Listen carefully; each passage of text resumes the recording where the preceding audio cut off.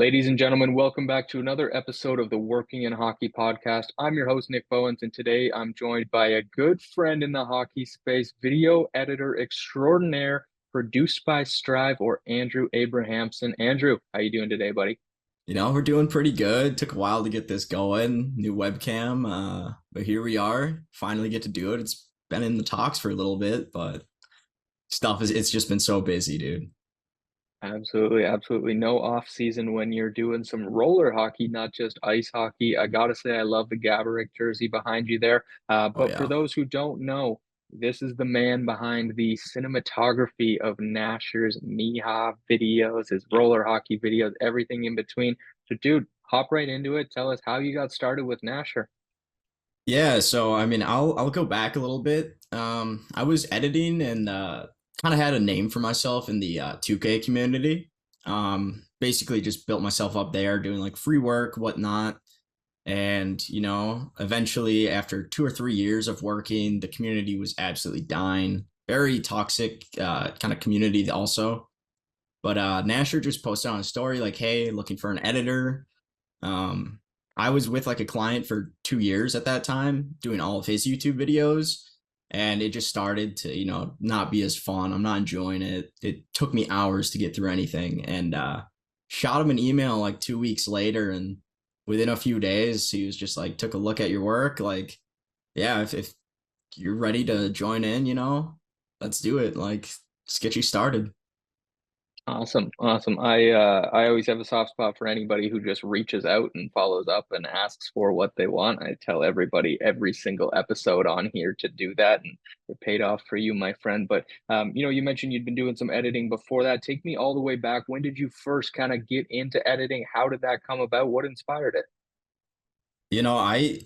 I've been doing it for so long. I started in eighth grade on old Vine. And Oh yeah. at that time, obviously I wasn't getting paid. I was a 14-year-old on his phone. But I mean, by freshman year of high school, I already was I was pretty capable with After Effects. So I mean, that's like a huge industry standard, and I loved it. Uh, Fast forward, 2 3 years, I start not editing as much, but for whatever reason, I just got that passion going inside of me again, and I was playing NBA 2K, like I said earlier, and basically I was like, dude, I kind of want to start my own account, like posting my own clips of just me playing the game and that sort of stuff. So I started to do that. And the thing that like kind of like put me over a lot of people was just these simple mixtapes, the editing in them. Everyone's just using their phones. So with me on After Effects, like just cheesy little effects, like people started to really take notice. And so I started just editing for free pretty much. There's like clans in that community, groups where it's like, oh, you edit for clout, basically. And I really just did that, and grew a pretty big name for myself. And suddenly people start reaching out like, hey, want to edit this, want to edit that. Start to raise your prices a bit. Finally, like, are making money. It's pretty cool. Yeah, no, that's awesome. And I love when anything comes from just a genuine passion and something you were doing for fun, right? You said you were just sitting on the couch playing 2K, and then it leads to one thing, leads to another, and now we're here, right? Like, I love anything that's kind of comes from true genuine passion like that. That's awesome. Are you still using After Effects as your main tool or platform today, or what else do you use? I'm kind of like a complete hybrid of Premiere Pro and After Effects. They go really well together. They have the dynamic link function, which basically just Yeah. puts basically, yeah, you cut your footage in Premiere, sync it to a song however you want, and then you can just throw it in After Effects, and it's all the same. And it's just that made life so much easier because a few years ago I wasn't on Premiere. So like making these edits, I'm going through like footage, and it's so much, dude. But Yeah. Sounds like you'd advocate for anybody coming up or aspiring editors to be able to use both platforms, right? Like I feel like a lot of these job postings only ask for one, but having two can only help, right? yeah, no, I mean, that's been massive for me. Uh, a lot of like the comments you might see on Nasher's videos, on my own social medias too. like those are strictly because of my work in After Effects. Premiere Pro is obviously like you need to learn it. For like content videos, like yeah, it's a must have tool. But I think having knowledge in After Effects really adds a lot. So I'd recommend anyone to. It's a scary thing to really like start to get into at first, but I definitely recommend it. Yeah, those two. Yeah, 100%. No, and like you said, the little effects, the little movements and kind of changes of pace are the things that I first noticed with your work. And I was like, after seeing a couple of them, I was like, all right, who is this kid? Who's doing this? And that's how we first got in touch through Hockey Collective there, and have done a number of things together. Talk to me a little bit more about your role with Nasher. You're editing videos a ton. Anytime I talk to you, you're working on a video for him. Tell me what all you're doing with him, and kind of where you're at today. Yeah, no. So basically right now I'm starting to so bring it back a little bit. After a year of working with him, I just FaceTimed him one night and I was like talking to him about just random stuff. And I was like, hey, dude, I want to get this camera. And he's like, oh, which one? I go, oh, the Panasonic GH5 is what I'm looking at. And he goes, oh, like I have an extra one that's just been sitting in my closet for 2 or 3 years. It's my old camera. And he's just like, if you want it, I'll send it out to you. So through that, the past year, I've really been starting to get into videography. Started to edit and film USHL games for the Madison Capitals. And, fast forward another year, I'm still editing, doing my thing, really improving. That's what I've noticed a lot. It's a lot of improvement very quick just because it's so much fun for me. But, now I'm starting to do some videography for Nasher, which is awesome. Um, Went out, filmed a Miha series with him in Pittsburgh a few months ago, and then took an old trip down for the Nasher Bauer Cup, which was an awesome experience. And yeah, no, just got a ton of footage from that weekend, even if it wasn't directly for Nasher. Still, just that Heatwave Arena, just all sort of that stuff. It was a really good time, and it's been a journey with Nasher for sure, but it's all the best things in the world. Oh, it's very cool. And I think for somebody like yourself who likes just tinkering and finding new things and new effects and new ways to do stuff, like you said, having all that extra footage is that's your personal heaven, I have to assume. Yeah, I mean it's having extra footage, and especially with like creating content for Nasher, it's the fact that he gives me just full creative freedom to do what I want. He just trusts me. I've worked with a lot of clients, and many of them aren't like that. It's kind of, this is what I want, you do what I want, sort of thing. But he's like, I'm down to experiment, like, whatever. So it's been really nice. Those are the best kinds of relationships for sure. When there's trust both ways that the job's going to get done well and properly. That's awesome. You mentioned Miha there and filming games at Heatwave. If we're talking about one Miha game, one roller hockey game there, you're editing it for Nasher's YouTube channel. How long is it taking you to put together one of those full videos? Dude, it's so different depending on what it is. Some videos it's like if it's not the greatest game, it's a cut, some simple stuff and kind of move on, And the thing that takes the long time about those is cutting them. It's just you got to keep a storyline going throughout that whole entire game. Um I'd say if I was doing like a simple video, it would probably take around 4 hours.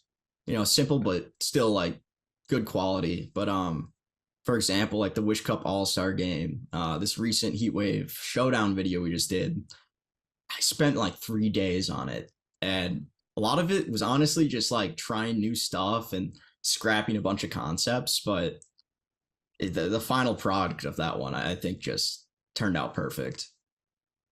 That's interesting. And dude, as somebody with very limited editing experience, but doing some stuff for social or even just podcasts and stuff, like, dude, it takes me so long. So I commend you for everything that you do and how many different pieces you have in motion at the same time on the timelines. When you post those timeline graphics, dude, my head wants to explode. There's way too much going on for someone like me. Yeah, no, it at first, like when you're starting to learn, it's the scariest thing. But like now to where I'm at, especially with Premiere and doing a lot more different things, it's just like it's so fun to see how like crowded your timeline can get. And like, because I mean, if you got a crowded timeline, it doesn't mean it's great, but also it's like it looks pretty cool, and for the most part, it usually does mean it's pretty high quality production wise. So Yeah, totally, totally. You mentioned there kind of having a couple other different clients in the past and recently there. Talk to me about some of the different YouTube clients that you've had, who you've worked with, and where people might have seen some of your work and not realized it was you. I would have to say, I had a short stint with probably the biggest YouTuber I've worked with is MMG. Um, really only did a few videos for him. The one that sticks out, I remember being a video with some people from 2Hype. I think Jidel and Zach TTG, who are from the 2K community, and they just did like a kicking challenge. So I did that. Um, Throughout my time in the 2K community, I've worked with like a lot of members of AMP who are huge now. And, I still consider like Davis, for one, to be one of my close friends, nicest guy ever. I remember doing some stuff back in the day for Duke, Dennis. Who else? A couple like smaller NBA 2K YouTubers, probably sitting around, 1 million to 500K plus subscribers. But yeah, the works, there's just so many clients and so many things I've done. It's so hard to remember at this point. It's been a couple of years in the content editing game, and it's just such a big industry. It's crazy. Yeah, absolutely. And one client that we touched on a little bit there, Hockey Collective, we've done some work together, and currently, as we are recording this, had some videos pop off together, my guy. Your series of unfortunately editing pucks to miss nets that went in real life, those have been popping off. We just had one exceed 2 million views on Instagram collab post between us, Jofa, and Hockey Trend there. And dude, those have been going crazy. The comments to me are hilarious on those. A, people thinking it's AI, and B, people that like think they remember it, but they aren't sure. So they're like, no, this went in. Like, I swear this went in. What are you talking about? There's so many funny comments on those videos. Yeah, dude, those they've been fun to make, honestly. And that's the thing I've really picked up on is the comments. It is a absolute war because people like genuinely stumble across it because it starts popping off so much. It's reaching like an outside audience outside of hockey. And so they're commenting like on the one of that we posted with 2 mil with Marchand. Uh they're just like, why is the goalie standing there doing nothing? Like, what is he doing? And that's when I hop in there, and I'm just trying to instigate as much as possible. I'm trying to just mess with people, and a lot of people are mad about it. They're like, "Oh, you're trying to change history and whatnot." I'm just like, loosen up, have a smile. It's just sarcastic. It's all But for fun. That's what makes social media fun. And no, those videos are a blast. And for anybody listening to this, we record a little bit in advance because I've got a busy ass schedule. But 5 minutes before we hopped on to record here, the Florida Panthers just put out a video of Bobrovsky scoring, even though he's wearing different jerseys. They're copping Strive's flow. So Strive's work has made it to the NHL ranks, folks.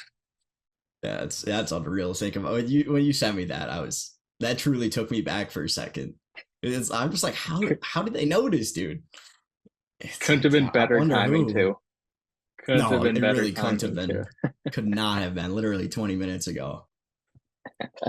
Awesome. Well, talk to me a little bit about what's next for you, man. I know you said you filmed some stuff for Nashville. You filmed some stuff for the Madison Capitals last year. Are you hoping to get out and film more hockey this year? You hoping to go even harder on the editing side? Is it a mix of both? What do you see for yourself? Honestly, I'm seeing like a mix of both. Obviously, when the new NHL game comes out, we're gonna be back to NHL video game videos for Nasher, which we haven't done in like a few months now. I think he ended it around 3 4 months ago. So that's definitely gonna be back on the table. I'm thinking, or we are thinking, me and Nasher, we're gonna start kind of going for less quantity but higher quality at least. We're thinking about like when the last NHL drop, it's 5 videos a week. It's every day, wake up, edit, and post. Just because the game's hot and it's a great time to capitalize. But we're thinking about doing 3 videos a week, with one of them being like in real life, because now he has Heatwave Arena, so endless opportunities. And so we're thinking about just doing one IRL and 2 gaming, but make that IRL one just super like well produced, great quality, and try some stuff up, shake it up a little bit.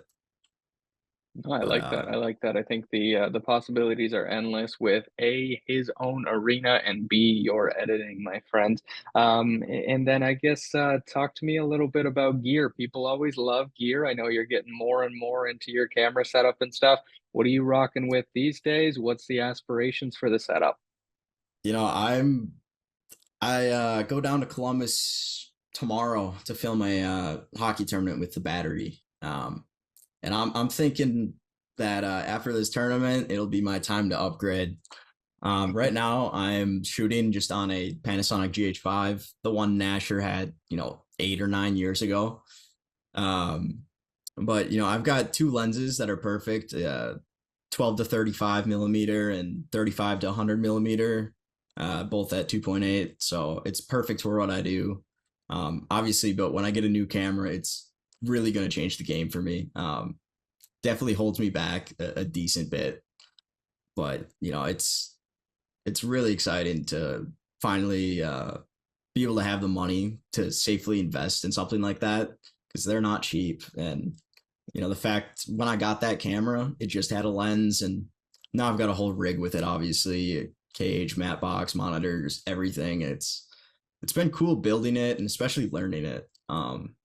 It's unreal how much there is to learn with these cameras. So looking forward to, I think I'm gonna go Sony A7S III or FX3, to be seen yet, but it's gonna change the game for me for sure. Perfect. We'll fire up the comments, guys, if you have suggestions between those two. But let's get to the kind of advice section of the show here, Andrew. I think you're a young guy, but you've seen a lot. You've lived a lot. You've been from the 2K to the NHL side of things. You've met a lot of people in different industries, and you've got to see a lot of different stuff. Talk to me about advice. What kind of advice would you give aspiring editors or people who want to end up like you?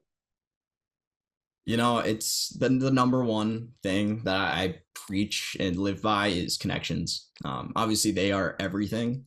Uh, Along with that is keeping those connections and good relationships. When I started, I wasn't making money. That's just how it was. But with these connections, I'm doing free work, granted, but making these connections, and they've got me to where I am today. I was editing free NBA 2K mixtapes, and now last year I was able to edit 3 different things for NHL 24 and EA Sports. It's been surreal. Even to this day I'm doing it. A lot of just random work. I'm like, oh, you want something here? Let's do it. Throw my name a little bit, establish that connection. Even for videography with the USHL, I reached out, just cold email off rip, and just like, hey, this is who I am. I'd love to, like, learn how to film. Just basically start my journey with you guys. And they've been really good with me about that. Drew Steele, he's the man there. And yeah, no, it's been amazing. But free work might suck sometimes, but these connections just they're worth it. In the long run, they really mean a lot. So I would really just tell anybody trying to start is, don't worry about the money. The money will come. I think that's a huge thing, especially in this industry, hockey in specific. People might be worried about the money. It's a more niche community, but it's I'm making more than I was in any other community, and I've been through a lot, as my history. Tons of different clients. I used to social media manage with Wave Entertainment. So I've literally seen just the ins and outs of a bunch of different industries, but those connections always just keep leveling you up further. So I definitely say that's my main piece of advice. That's well said, and I think, yeah, I'm still doing some free things to this day. You're still doing some free things to these days because it goes towards building the network. I think, I always try to preach that it's absolutely okay to say yes to free work. You got to do stuff to get your name out there. I think the more important thing after that is knowing when to say, okay, I've proved my worth. Right? That's sometimes hard to find, but that's on you to figure out. Like, okay, I've proved to these guys. I've made 5 videos for them. Two of these popped off. The other three I still feel good about. Like, now I'm in a position to charge, to ask for a rate, whatever. I think that's the important thing there. Would you agree that it's kind of knowing your worth at the right time? Yeah, so the thing about doing free work is basically you start seeing success. And that's a massive piece, you know. Uh, because, before I started editing for Nasher, I already had probably 250 million views across YouTube, I think, with all my clients and whatnot. Even though some of them I'm working for dirt cheap, um, you know, having that credibility and growing that from doing whatever is just absolutely insane how much you can start getting paid more. People don't necessarily care about the work. It's the person, what you've built, your portfolio, stuff of that nature. That's a huge part of it. Definitely. Is this person trustable? Oh, I've worked with ABC. Yep. All right. Sounds good. Like I can trust them. Work ethic, just, you know, timely deliverables. It's just a bunch of stuff of that nature that really matters, I would say. Yeah, no, I think that's well said. And to wrap us up here, my final question for you, Strive. What is your favorite piece of content you have ever edited? Oh, you're doing me dirty with it, dude. There's been We'll put too a time many. lapse. Yeah, honestly, I'm gonna have to say probably the recent Wish Cup video for Nasher. It was my first time being able to go to the Wish Cup.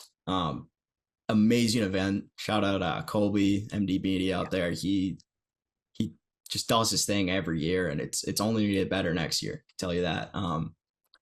But being out there I was there for 11 days, filming Nashers, youth teams, before the All Star game and that sort of activity. But the atmosphere for the All Star game was just unreal to be at.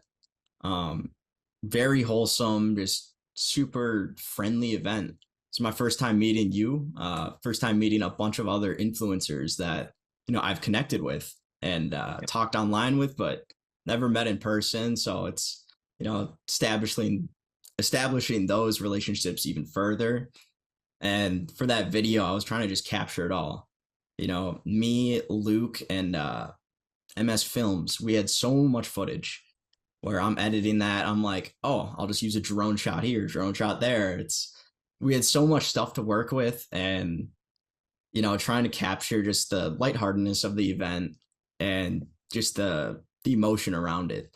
It's impossible to capture, but I spent a decent amount of time on that video, and just because I was there filming all of it, editing all of it, like it just means a lot more to me. And I've done a lot of free work with Wish, obviously voluntarily. Like it's always been like I remember editing 2 years ago was my first Wish Cup video for them, the All Star game, and since then I'm like, dude, this place is awesome. All these people, all these kids smiling ear to ear. It's the most wholesome thing. So I really just wanted to kind of capture that and just put it out there for the world to see how great of an event it is, and I'm just proud of it. Absolutely. No, you crushed that answer. You crushed that video. And Colby, if you're watching this, I think you just got a good trailer or ad for next year's Wish Cup, the way that Andrew hyped it up. But that was no, that was an awesome event. And like you said, that's the benefit of growing these connections and stuff. Like we'd been talking for probably a year, but that's the first time we meet in person. And so many of those people, they're the same boat. It's cool to get so many people in the same place, and all the creative minds. You can bounce ideas off one another. You can see the way that other people shoot stuff, see the way that good roller hockey players play compared to me, all that stuff. But Strive, this has been awesome, dude. Tell the people where they can find you and what to watch out for. Yeah, you can find me on Instagram. That's my main social media. It's at produced by Strive. Twitter is fuck. What is my Twitter? I think it's just Strive Edit. Not very active on there, but Instagram's definitely my main social media. Upcoming NHL video games coming out, so looking forward to making content on that. Obviously, that's gonna be awesome. But definitely videography wise, expect a lot more. USHL season starting here soon. I'm starting to, travel a lot more, do things of that nature, filming wise. So it's gonna be a big year. I think I'm gonna start making some of my own content, sharing editing tips, editing help. It's all about growing the community. Obviously, like even creatives, everyone's together in this. You know, want to be the best you can be. You don't want to be just average.